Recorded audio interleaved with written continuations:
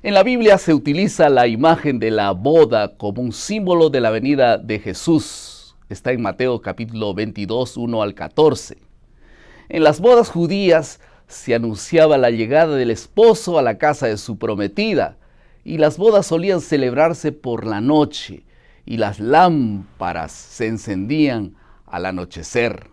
Por tanto, las 10 vírgenes esperaban la llegada del esposo antes de la medianoche, pero él llegó más tarde y entonces fue anunciado de manera repentina y no estaban algunas de ellas preparadas. No sabemos el momento que se producirá la segunda venida de Cristo, pero sí sabemos algunas señales que él dejó para este tiempo.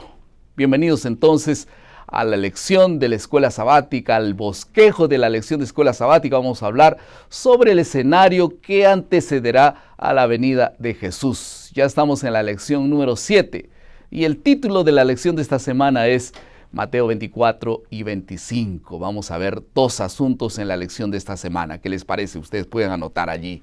En primer lugar, las enseñanzas de Cristo sobre las señales del tiempo del fin. Y en segundo lugar, la parábola de las 10 vírgenes. ¿Todo bien? Vamos al primer asunto. Las enseñanzas de Cristo sobre las señales del tiempo del fin. Vamos a comenzar con Mateo 24, 13, que dice que los discípulos le preguntaron a Jesús, ¿qué señal habrá de tu venida y del tiempo o del fin del siglo? Y ellos respondieron, o ellos esperaban una respuesta específica, y Cristo les dijo, mirad que nadie os engañe, en el versículo 4. Él usa el verbo aquí engañar 4 veces en Mateo capítulo 24.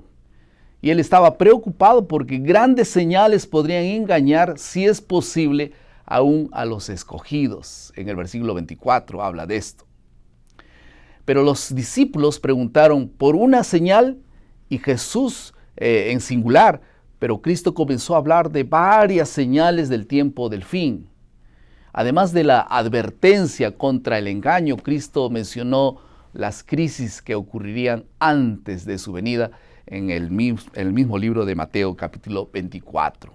Entonces comienza a hablar el versículo 6 de guerras, habrán terremotos y hambrunas en el versículo 7, persecuciones en el versículo 9 y una apostasía generalizada en los versículos 10 al 12.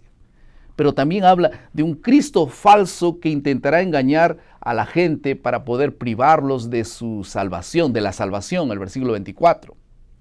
Pero ese Cristo jamás podrá imitar a Jesús viniendo en gloria y majestad, el versículo 15 al 26. Y finalmente, después de mencionar todo esto, Cristo respondió la pregunta de los discípulos. Y entonces aparecerá la señal, aquí está en singular, la señal del Hijo del Hombre en el cielo. Está hablando de la forma como Jesús vendría en el cielo. Cristo descenderá del cielo, su pueblo ascenderá para poder encontrarse con Él en el aire y juntos irán a la patria celestial, 1 Tesalonicenses 4, 16 y 17. Y esta es la señal que Cristo desea que sus seguidores conozcan. Esta señal es más importante que todas las demás señales, porque allí esta señal ocurrirá en el cielo y distingue radicalmente la venida genuina de Cristo de la falsificación terrena. No hay cómo comparar, no habrá cómo comparar estas dos señales o varias señales. Vamos a hablar ahora de las 10 vírgenes. En la parábola de las 10 vírgenes, 5 vírgenes eran prudentes y 5 eran insensatas, dice Mateo 25. Todas eran vírgenes, todas tenían lámparas, todas tenían aceite en sus lámparas, todas esperaban con ansia la llegada del novio y todas se quedaron también dormidas. Pero las vírgenes insensatas no tenían aceite adicional como las vírgenes prudentes. Y esa fue la gran diferencia, esta fue la diferencia crucial. Y al igual que las 10 vírgenes, nosotros vivimos un tiempo en el que el novio, Cristo, estaba por llegar. Y las vírgenes insensatas no se habían preparado para recibir al novio. Son creyentes superficiales que no les interesa estar preparados para el cielo, ni ayudar a otros para estar allí en el cielo. Las vírgenes insensatas tienen apenas apariencia de piedad, pero niegan el poder de Dios que está a su disposición, como dice 2 Timoteo 3:5. Algunas aplicaciones rápidas. ¿Qué debemos aprender de las vírgenes insensatas? En primer lugar, la batalla por la victoria no es sobre los pecados, ni siquiera descubrir aquello que hacemos mal sin darnos cuenta. Más bien es conectarnos y permanecer conectados con Jesucristo. Él nos salva de todo pecado.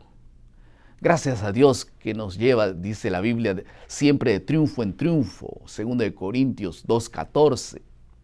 Las vírgenes insensatas estaban satisfechas con un poquito de aceite cuando podrían haber tenido abundante aceite.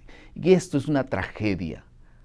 La mejor forma de prepararnos es buscando a Dios a través de su palabra cada día y así poder abastecer nuestro espíritu con la llama del amor y la fe que Dios nos da. Y también, por supuesto, ayudar a los otros para estar listos para este gran día. ¿Qué te parece si tomamos la decisión cada día de leer la palabra, llenar nuestro corazón con su espíritu y poder estar listos para todo lo que vendrá? Que Dios te bendiga. Vamos a orar. Querido Padre, muchas gracias por tu palabra. Por favor, bendice nuestra preparación diaria, que nunca falte tu palabra en nuestra mesa y podamos leerla y compartirla con los demás. En el nombre de Jesús. Amén.